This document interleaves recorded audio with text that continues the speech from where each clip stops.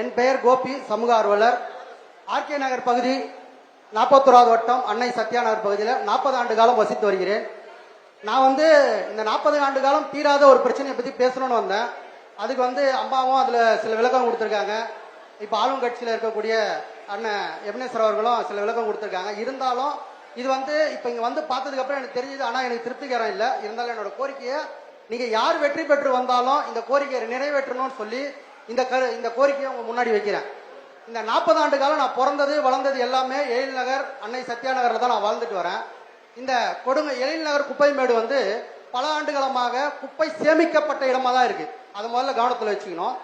ஏன்னா பல்வேறு பகுதியில் இருக்க குப்பைகளை நீங்க கொட்டிடுவாங்க. அந்த குப்பை சேமிப்பு தான்.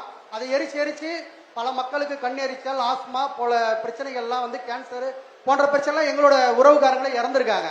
இப்போ அண்ணன் சொன்னாரு பயோ மைனிங் 400 கோடி ரூபாய் திட்டத்தில் ஆரம்பிச்சிருக்காங்கன்னு. மொத்தம் 1238 கோடி ரூபாய் அந்த திட்டத்தோட மொத்த பட்ஜெட். இல்ல நான் சொல்லிடுறேன்.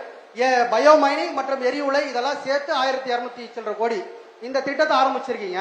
இந்த பயோ மைனிங் ஆரம்பிச்சதுக்கு அப்புறம் நீங்க குப்பையை தரம் பிரிச்சு குப்பையை சுழற்சி முறையில அதை அரைச்சி மண்ணாக்குறீங்க. ஓகேங்களா? அதுல இருந்து வர மண் துகள் மற்றும் காந்த துகள் மற்றும் அம்மா விரிவா சொன்னாங்க வேதிப்பொருட்கள்லாம் நிறைய மக்களை பாதிக்கப்படுது. இதை பல வல்லுநர்கள் பல மேல நாடுகள் எல்லாம் இது ஆராய்ச்சியில உறுதிப்படுத்துது. நீங்க அங்கெல்லாம் போக தேவையில்ல. இங்க மணலி மாத்தூர் பகுதியிலேயே இதை மாதிரி ஒரு எரிவுலை ஆரம்பிச்சு இப்ப சமீப காலத்துக்கு முன்னாடி மூடி இருக்காங்க. ஓகேங்களா? இதை பின்வரும் காலத்துல இதை என்ன பண்ணணும் அப்படின்னா மக்களுக்கு மக்கள் வளர வளர நாடு பெருக பெருக சில தொழில்நுட்ப வளர்ச்சி தேவைப்படுது. இருந்தாலும் பசுமை காடுகள் அது பல்லாயிரம் ஏக்கர் இந்த குப்பை கிடங்கு இருக்கு. அதுல பசுமை காடுகள் பல அடி தூரம் வழங்கக்கூடிய மரங்கள், நல்ல ஆக்சிஜன்லாம் வழங்கக்கூடிய மரங்களை வளர்த்துட்டு இந்த திட்டத்தை நீங்க அறிவிக்கணும். ஆனா எரிவுலை இன்னும் நிறுத்தல. அது கோரிக்கையா வரல. ரெண்டாவது ஒரே சின்ன கோரிக்கை. ஆர்கே நகர்ல குடிநீர் பிரச்சனையே இல்லைன்னு ஐயா சொன்னீங்க. கேள்வி கேட்டேன். அவர் ரொம்ப நேர்மையா பதில் சொன்னார். இருக்கு, ஆனா இது இன்னைக்கு நேத்து பிரச்சனை இல்ல, 40 ஆண்டு கால பிரச்சனைன்னு சொன்னாரு.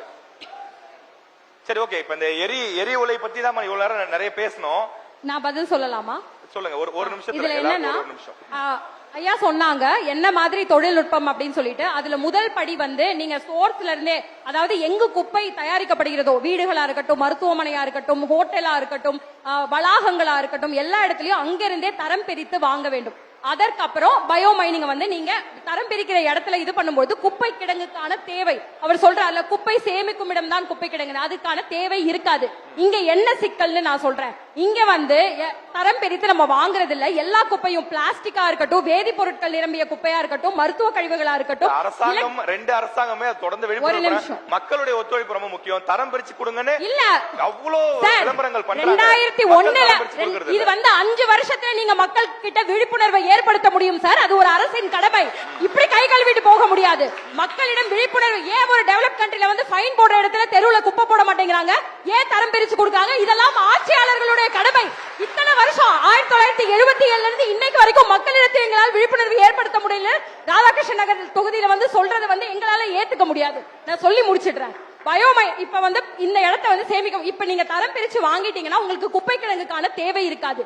இந்த இடத்துல என்ன சிக்கல்னா, சென்னையோட தென் சென்னை, மத்திய சென்னை பகுதியில் இருந்தும் 60% மேற்பட்ட குப்பை கொடுங்கையூருக்கு கொண்டு வரப்படுகிறது.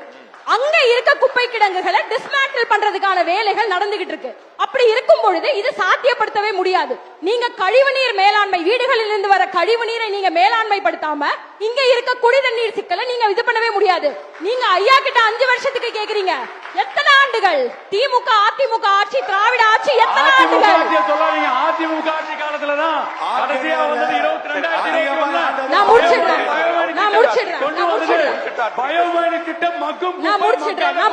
தரம் பிரித்து இப்படிதான் செய்யணும் கொண்டது அதிமுக அரசு. அது எதுவாக இருந்தாலும் நம்ம பிரீத்திங் டைம் கொடுக்கணும். பிரீத்திங் எடுக்கும் போது அது கரெக்டா ஒர்க் பண்ற நேரம் பாருங்க. மக்கும் குப்பை, மக்காத குப்பை லாஸ்ட் 21 நம்முடைய அரசு அடுத்த அம்மாவுடைய தொடரும்ன்ற ஒரு எண்ணம் இருந்து கரெக்டா வரும் பட்சத்துல இந்த எல்லாமே சாத்தியக்கூறா இருக்கும். காலங்கள் மாறி போச்சு.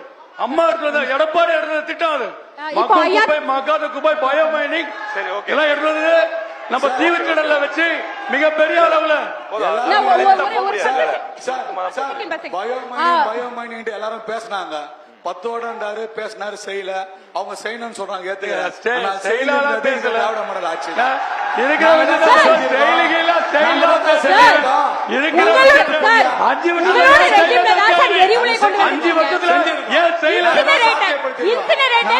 சொல்லப்படும் எரிவுலை உங்களுடைய ஆட்சியின் அடியில் தான் கொண்டு வரப்பட்டிருக்கிறது. நீங்க அடுத்த புது பிளாட்டோட கமிஷனே உங்களோட ஆட்சியில எதை வச்சு வாக்கு எரிவுலை திட்டம் வந்து கைவிடப்பட்டிருக்கிறது. இல்லைங்க 5 ஆண்டு காலத்துல 5 ஆண்டு காலத்துல ஏன் செய்யல? போராட்ட குழுவில்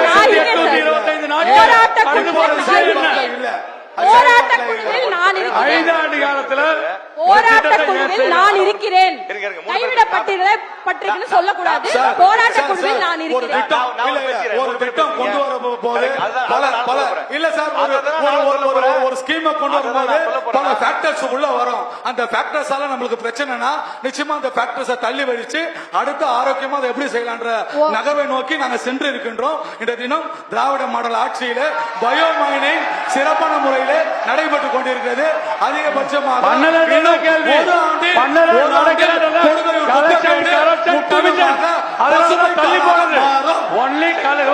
ஒரு